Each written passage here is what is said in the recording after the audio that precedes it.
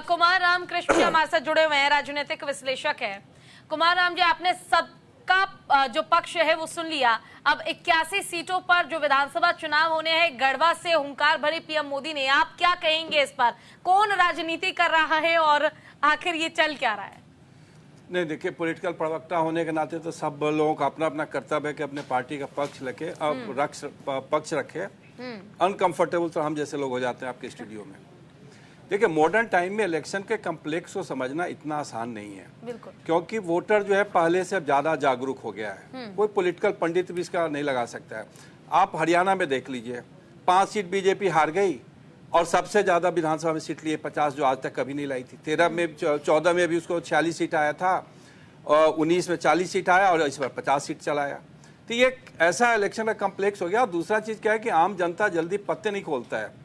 आप कितना भी कर लीजिए, उसको जहाँ वोट देना है वो अंदर से डिटरमाइंड होता है कि वो कहाँ पे हमको वोट देना है, कहाँ पे नहीं देना है। अब चलिए अब झारखंड के इशू पे।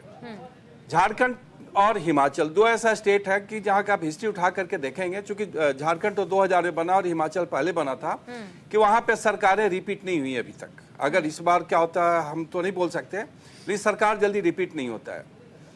तीसरा चीज ये है कि पिछली बार जब बीजेपी हारी थी, रघुवर दास हालांकि अच्छा काम किए, लेकिन आदिवासी बनाम बाहरी का नारा दे करके, चूंकि रघुवर दास ओरिजिनली झारखंड के नहीं थे, उनका परिवार छत्तीसगढ़ से आकर के सेटल हुआ था यहाँ पे, तो बीजेपी वहां पे इलेक्शन हार गई क्योंकि उनका आदिवासी चीफ मिनिस्टर नहीं था। दूसरा, झारखंड का भी रिकॉर्ड है कि 2 sitting chief minister, Shibu Soren भी, रघुवर दास भी हार चुके हैं इलेक्शन। दोनों चीफ मिनिस्टर रहते हुए यहाँ पे इलेक्शन आ रहे हैं। तो आप ये नहीं बोल सकते कि झारखंड में कब होगा, क्या होगा, कैसे होगा। लेकिन आपको ये देखना होगा कि सबसे ज्यादा जो लड़ाई है झारखंड में वो आदिवासी बेल्ट में है।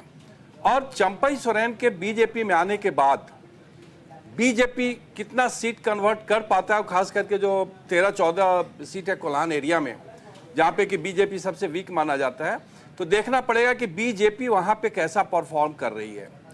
दूसरा, परिवारवाद का आरोप बीजेपी दूसरे पे लगाता है, लेकिन ये आरोप झारखंड में बीजेपी के ऊपर भी लग रहा है, क्योंकि पूर्व सीएम के रिश्तेदारों को भी टिकट झारखंड में दिया गया है, चाहे वो जमशेदपुर हो, चाहे मुंडा जी के परिवार को दिया गया हो। तो ये मुद्दा वहां भी अंदर ही अंदर चल रहा है। और मुस्लिम माइग्रेशन, जो इलीगल माइग्रेशन हो रहा है झारखंड के अंदर, ये भी मुद्दा चल रहा है। और चाहे प्रवक्ता चाहे जेएमएम के हो, मे भी वो नाराज हो जाए, लेकिन मानिए नहीं मानिए, झारखंड में कहीं न कहीं भ्रष्टाचार का मुद्दा तो है, मुद्दा बन गया हुआ है। और मुद्दा इसलिए बन गया, खुद सीएम शिबू सोरेन भी जेल में रह करके आए हैं ईडी के केस के कारण। तो ऐसी बात नहीं कि आप कंप्लीटली आप डिनाई कर सकते हैं कि वहां पे भ्रष्टाचार का मुद्दा ना, तो ये सब एक मुद्दा है। लेकिन फिर भी हम ये नहीं बोल सकते कि अभी किस करवट जाएगा ऊंट, क्योंकि वहां मेन लड़ाई आदिवासी वोट के ऊपर है। जिस तरफ आदिवासी वोट जाएगा उस तरफ सरकार बनेगी। और एक और चीज है कि खास करके आप देखें कि हेमंत बिस्वा शर्मा काफी टाइम दे रहे हैं वहां पे। हमको लगता है कि आसाम छोड़ करके आजकल झारखंड में ज्यादातर बैठे हुए हैं। तो ये देखना पड़ेगा कि आने वाला भी 2-4 दिन में इलेक्शन कैंपेन क्या होता है, और कौन सा पार्टी कौन सा मुद्दा बनाने में सफल है। भ्रष्टाचार मुद्दा बनता है, इलीगल माइग्रेशन मुद्दा बनता है, आदिवासी बनाम अदर मुद्दा बनता है। तो इसके ऊपर डिपेंड करेगा कि अगला 2-4 दिन में किस तरफ जो है वो इलेक्शन का रुख जो है